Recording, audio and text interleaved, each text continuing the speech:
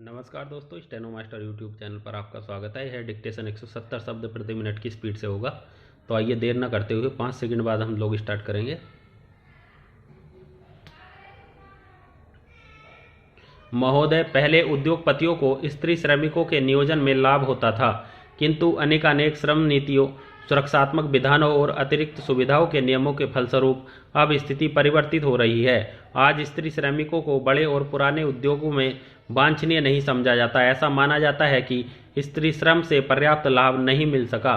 स्त्री श्रम के विषय में लागू सुरक्षात्मक कानूनों के कारण उद्योगपति स्त्रियों के रोजगार में कतराया करते हैं।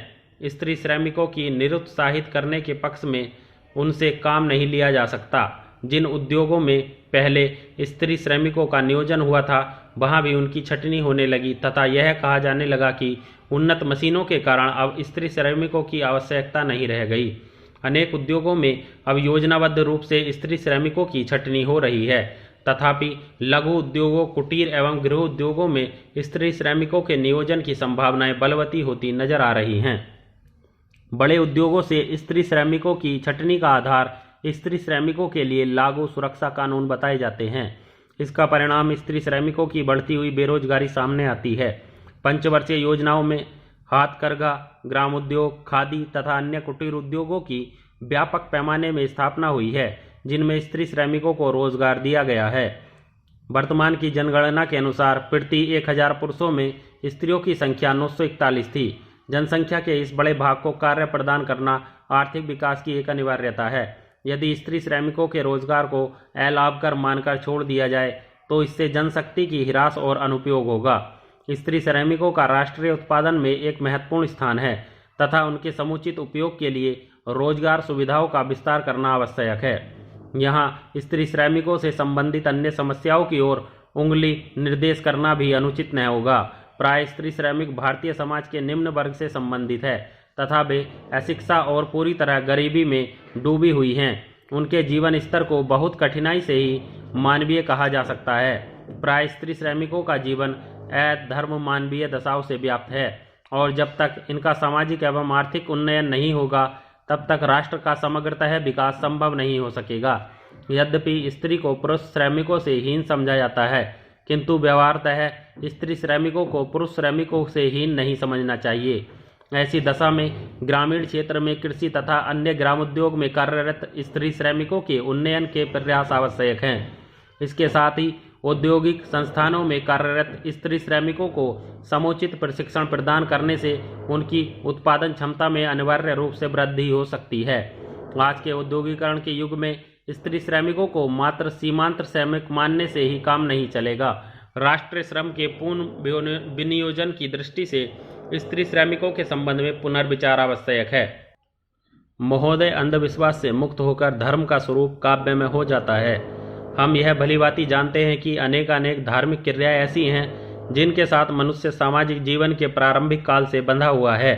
यह मानना पड़ेगा कि धर्म में अवश्य ही कुछ ऐसी बात है कि हजारों वर्षों से मनुष्य उसके प्रभाव में रहता चला आया है। कई बार आस्थामय जीवन और धार्मिक क्रियाओं से सौंदर्य का बोध होता है। धर्म स्वयं सौंदर्य का एक रूप है, क्योंकि पवित्रता, उपासना और ध्यान साधना के द्वारा सौंदर्य की अभिव्यक्ति होती है। यह बात हिंदू धर्म के संदर्भ में विशेष रूप से उल्लेखनीय है। वैदिक धार्मिक परंपरा में प्रकृति के विभिन्न तत्वों की उपासना का विधान रहा है। पृथ्वी, सूर्य, चंद्रमा, आकाश आदि तत्व सभी सौंदर्य के प्रतीक हैं। असंख्य देवी देवताओं की कल्पना में भी विचित्र प्रकार का सौंदर्य बोध होता है। धार्मिक रीति रिवाज, उत्सव व त्योहार हिंदुओं की धार्मिक चेतना के साथ उनके सौंदर्य प्रेम के परिचायक हैं। यह तर्क से अधिक अनुभव की बात है कि मनुष्य सभ्यता की प्रक्रिया में कितना भी आगे निकल जाए, वह धर्म के बिना नहीं जी सकता। इसका कारण यह है कि मनुष्य के धार्मिक विश्वास के पीछे एक सत्य है, जिसे प्राप्त करने के लिए वह प्रयत्नशील रहा है। वह सत्य रहस्यमय है। धार्मिक विश्वास का यह मूल कारण रहा है। सत्य को न प्राप्त करके भी मनुष्य यह अनुभव करता है कि जो उसे धर्म ने दिया है वह अन्य किसी प्रकार संभव नहीं है। सत्य को प्राप्त न करके भी उसमें यह विश्वास निरंतर बना हुआ है कि धर्म और धार्मिकता का जीवन ही उसे परम सत्य को पाने में सक्षम बना सकता है। केवल यही बात धार्मिक बने रहने के लिए कम शक्तिशाली कारण नहीं है। इस धार्मिक विश्वास की अभिव्यक्ति भी कई प्रकार से होती है। जो व्यक्ति मंदिर में जाकर पूजा करता है अथवा पवित्र पुस्तक का पाठ करता है या सुनता है, वह भी धार्मिक कहलाता है, तथा वह व्यक्ति जो प्रकृति को ईश्वर का पर्याय मानकर उसके सौंदर्य की उपासना करता है, वह भी अपने को धार्मिक कह सकता है।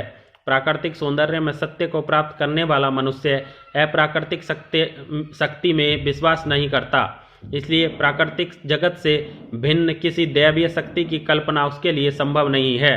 हिंदू धर्म और अवतारवाद के संदर्भ में ऐसा व्यक्ति राम और कृष्ण को सौंदर्य और जीवन की पूर्णता के प्रतीक के रूप में आराध्य मान सकता है, परंतु उनको ईश्वर तथा उपास्य रूप में उसका कभी हृदय भी कभी स्वीकार नहीं करता। इन सब बातों के होते हुए भी हम इस प्रकार के मनुष्य को संभवतः नास्तिक नहीं कह सकते, क्योंकि धार्मिकता का यह कोई कमजोर प्रमाण नहीं कहा जा सकेगा। इस प्रकार हमें यह स्वीकार करना होगा। महोदय, आस्था या विश्वास के मुकाबले में एक शब्द है प्रेम।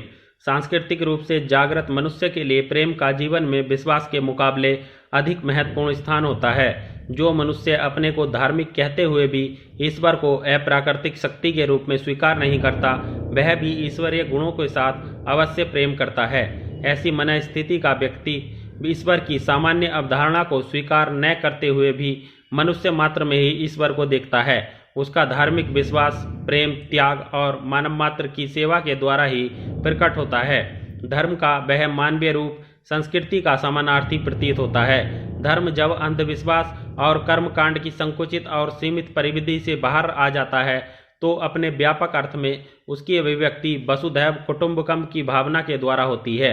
इस प्रकार मानवीय मूल्यों पर आधारित धर्म को संस्कृति से भिन्न करके नहीं देखा जा सकता। मनुष्य जहाँ संसार के सापेक्ष मूल्यों के समुचित ज्ञान के द्वारा अपनी सांस्कृतिक चेतना का परिचय देता है, वहीं अपने विचार और कर्मों के द्वारा धार्मिकता का भी प्रमाण दे सकता है। जो धार्मिकता विचार और कर्मों के द्वारा अभिव्यक्त नहीं होती, उसका आधार प्रेम, सेवा और परोपकार न होकर धार्मिक कट्टरता और अंधविश्वास हो जाता है।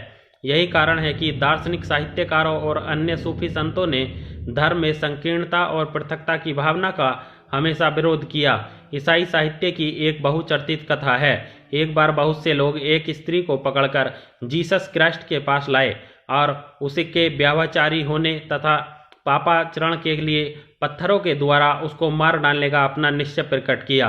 प्रभु जीसस ने कहा कि पाप कर्म के लिए स्त्री को दंड तो देना ही चाहिए, परंतु उन्होंने एक शर्त लगा दी। शर्त यह थी कि सबसे पहला पत्थर वह व्यक्ति मारेगा जिसने जीवन में कभी पाप न किया हो। यह शर्त सुनकर वे सब लोग सोच में पड़ गए और थोड़ी देर बाद एक एक करके चुपचाप वहां से जाने लगे। देखते देखते वहां स्त्री के सिवा कोई व्यक्ति न रहा। करुणा, आत्मनिर्भरता और प्रेम संस्कृति के मूल तत्व हैं और यह धार्मिकता के भी मूल लक्षण है। धर्म को यदि उसके सामान्य और स्वाभाविक रूप में लिया जाए तो उसमें जिस आध्यात्मिकता का साक्षात्कार होता है, उसके द्वारा ईश्वर को संपूर्ण जगत से अलग करके सोचा ही नहीं जा सकता। ईश्वर परम सत्य का पर्याय है और सौंदर्य परिपूर्ण प्राकृतिक जगत को हम असत्य नहीं कह सकते। एक सुसंस्कृत मनुष्य को जीवन में दो प्रकार के खतरों का सामना करना पड़ता है। एक ओर वह अपने अंधविश्वास और धार्मिक कट्टरता से बचने का प्रयास करता है, तो दूसरी ओर पूर्ण अविश्वास और अनास्था के जीवन की झूठी निंदा भी अपने ऊपर लेना नहीं चाहता। वह कट्टरवादी लोगों के क्रोध का शिकार भी बनता है। विराम। 170 शब्द प्रति मिनट की स्पीड से डिक्टेशन थी दोस्तों, तो बार बार प्रयास कीजिएगा, लिखी जाएगी, एक बार नहीं 2 बार। और जुड़े रहिएगा चैनल के साथ। वीडियो पसंद आए तो वीडियो को लाइक करना ना भूलें और चैनल को सब्सक्राइब जरूर कर लें। तब चलिए जल्दी मिलेंगे अगली डिक्टेशन के साथ। तब तक के लिए जय हिंद, जय भारत।